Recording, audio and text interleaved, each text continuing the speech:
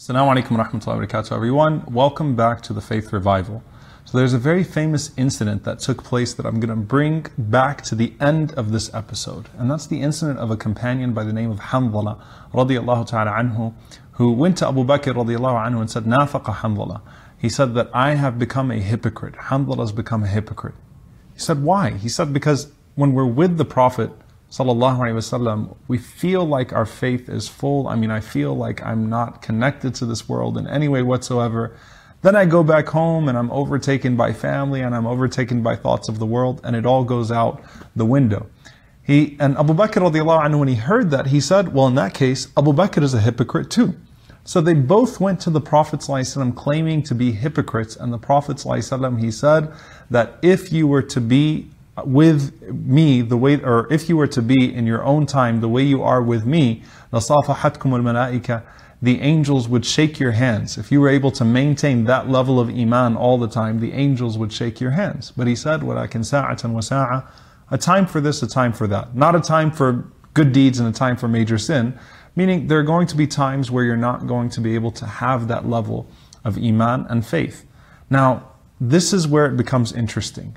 The fear that they had. You had the best human being that was not a prophet ever to walk the face of the earth, going to the Prophet ﷺ and claiming hypocrisy.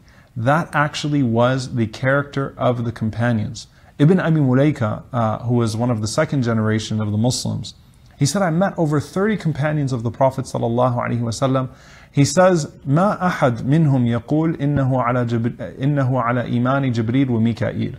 Not a single one of them claimed to have the Iman of Jibreel or Mikael, the angels Gabriel or Michael. All of them knew that they were always in danger of losing their Iman. And Ibn Abi Mulaika didn't meet any companions. He met Ali, he met Sa'd ibn Abi Waqqas, Aisha, Abu Hurairah, some of the great ones. And he said that was their characteristic. What that means is that they knew that they were not like the angels, in that even if they reached a position where they were comfortable with their Iman, or they felt like they reached a benchmark, they could not become complacent, because unlike the angels, we can then fall. Jibreel does not have to worry about falling one day, nor does Mikael or the great angels, may Allah's peace and blessings be upon them all, because Allah has secured them from their desires, and they are free from choice or free will in a way that would cause them to fall. We, on the other hand, no matter how high we reach, we have to worry about that. And Ibn Battal, the great scholar who explained Sahih al-Bukhari, he said, look, these people lived and they saw the time after the Prophet ﷺ, and think about how much changed after the Prophet ﷺ passed away. Just the general barakah, the general blessing that was missing because the Prophet ﷺ's presence was no longer there. So they all feared for themselves. And that in and of itself is a sign of Iman. And Imam Hassan al-Basri rahimahullah says, مَا خَافَهُ إِلَّا مُؤْمِنٌ وَلَا أَمِنَهُ إِلَّا مُنَافِقٌ. No one fears hypocrisy except for a believer, and no one feels safe from it except for a hypocrite. Only the hypocrite feels safe from hypocrisy. It's a sign of faith to be vigilant, to be worried about losing that faith. Abu Darda radiallahu anhu, the great companion, used to be heard after every salah asking Allah, oh Allah, protect me from hypocrisy. Oh Allah, protect me from hypocrisy. Oh Allah, protect me from hypocrisy. So a man by the name of Jubair, he said, I said to Abu Darda, what is it with you in hypocrisy? He said, leave me to my Lord. He said, verily a man is snatched away from his religion in a moment, and it escapes him. Iman can be taken away from you in a moment. And it's often when we are not thinking about the dangers to our Iman, when we become complacent. Imagine Abu Hurairah asking Allah, oh Allah, protect me from adultery and theft. You were listening to the previous videos on major sins and probably thought to yourself, that's talking about someone else, maybe I can send that video to them. I would never drink alcohol, I'd never commit adultery.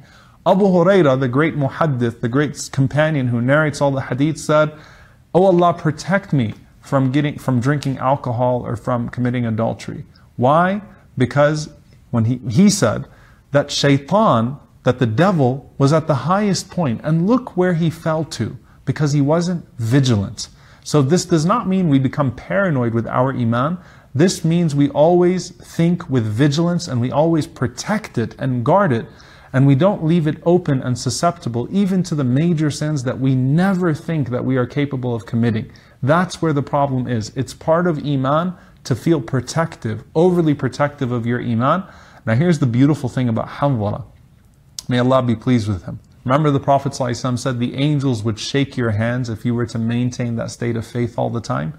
Hanzala is Ghasilul Malaika. He is the companion of the Prophet ﷺ whose body was bathed by the angels when he passed away. Subhanallah. So the more we fear hypocrisy, the more we will be kept safe from it, inshaAllah ta'ala.